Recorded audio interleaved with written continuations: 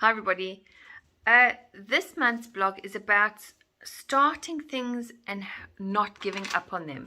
Now, I felt this so important to do this video because if I give you a bit of backstory on where I'm doing and what I'm aware of, then it can help you.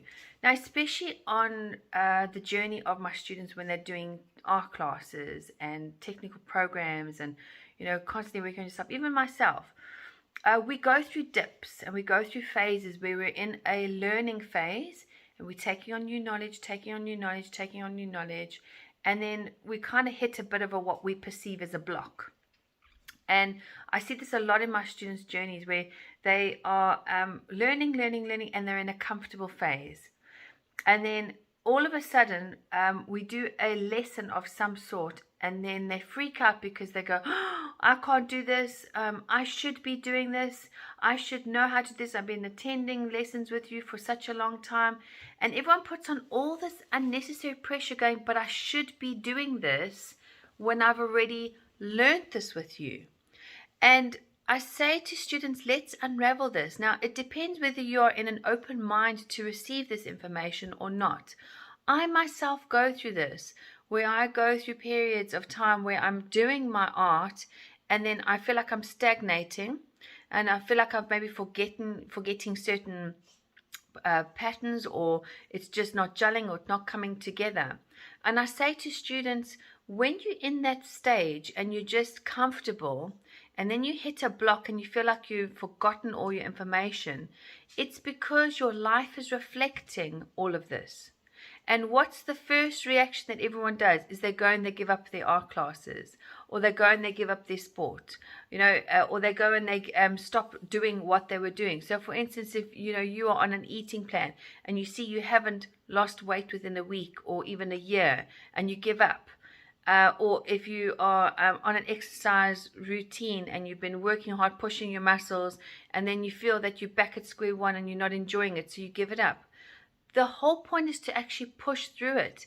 Now, what I say to students is I have students even coming and going, yes, but I'm only doing art with you once a week and I'm not getting any time to do any time at home. And I'm going, okay, but that's not such a bad thing, because you are at least consistently keeping the habit of coming in and being with other people who are doing art. So it's important you give yourself that space and time to not go back and do things and put yourself under that pressure, because you've had other things step in that are important at this moment in time to be fulfilled, whether that is spending more time elsewhere or doing more of other things that have changed in your routine and structure. The point is, people freak out and they become so hard on themselves, they put themselves down and then they shut down and then they go, I'm giving up on it, which is kind of the worst mindset to be in, and it sets yourself up for failure. So when I'm even going through these challenges where I'm on a place and then all of a sudden I hit what I perceive as a brick wall in production of whatever I'm doing, I naturally want to give it up. But yet I'm going to give you a case study of somebody who I've been working with for some time now, and your breakdown and your block is your breakthrough when you push through it. It is so important to get this across to you. And even with myself, I have this where I've been doing things and I'm about to give up on it, and that's when I break through and I just hang in there.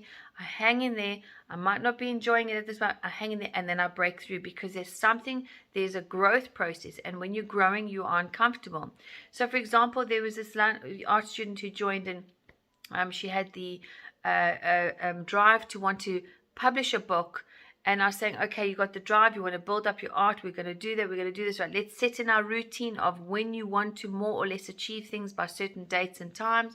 And we had it all diaried out, and then life happened in between. Children came in, husband, adults, household, work, all these things came in to test to see if she really wanted to do this. And I just said, if you're not getting to do it at home, it's fine. Come and do it in the room here where you are out of that space, so you can actually spend the time and do that. And I remember her coming in tears sometimes going, oh, but I haven't done much. I'm far behind this week. I said, okay, so where are you? What have you actually done? Because you've almost beaten yourself up for about 2-3 weeks maximum. but you've been doing almost 6 months consistent. So where are you regrouping? Where are you regrowing? Where are you pushing yourself to the next level? But I should know this by now. Is it? Should you know this? Or are you putting too much pressure on yourself, comparing yourself to other people? And that's what tends to happen, is you tend to compare yourself to other people and you project their values onto you, thinking that you must have done this by now. So you think yourself a failure. And what tends to happen, this all comes out in the art room, because obviously people start thinking that they're failures in their work, in their family, in their home life. And then the first thing they give up is themselves, which is a decision you're more than welcome to make. But later down the line, you have a crash and it gets worse.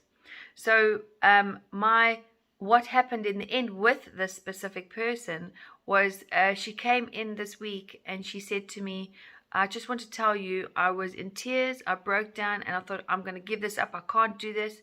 And I went to the beach, I sat down, got my head clear, I had a cry, I went and slept it off, I woke up, and then I wrote my first poem down of how I'm going to present this, and I got my head organized, and I went, brilliant, that's excellent, so you did it. What I also have noticed is I've worked with other people where things are going, they're going. And when things are going so-called good in your world, that's when everyone wants to stop certain things. And having your basic tribe in place of your creativity is so important. So if it's going to the gym and meeting your gym friends, if it's art, if it's music, if it's dance, it's so important to have that consistency and meeting it up with it weekly. So if you're not doing it at home by yourself, you are still at least getting away from the world that you live in to just keep going. And when it challenges you, don't give up on it. Keep going with it. Keep doing it, because the more you push yourself on doing that thing, when you have been doing it for so long and you've been comparing yourself to everybody else, saying that everybody else is better than you, when you keep at this, you have your breakthroughs. Just remember that. So how can you not do this? Obviously, I'm not saying, keep forcing yourself to the point where you're obviously damaging yourself and it's completely not working. But if it's not working, remember, a block is a breakthrough. And if you keep pushing through it and asking yourself questions and building other strategies, and stop criticizing yourself in the process, you will be amazed at just how much things shift and change. The other thing is your values change. So things get busy at home, which means you want to do less for yourself. Just remember that. That's a very important point to just think about when you are about to give up on something.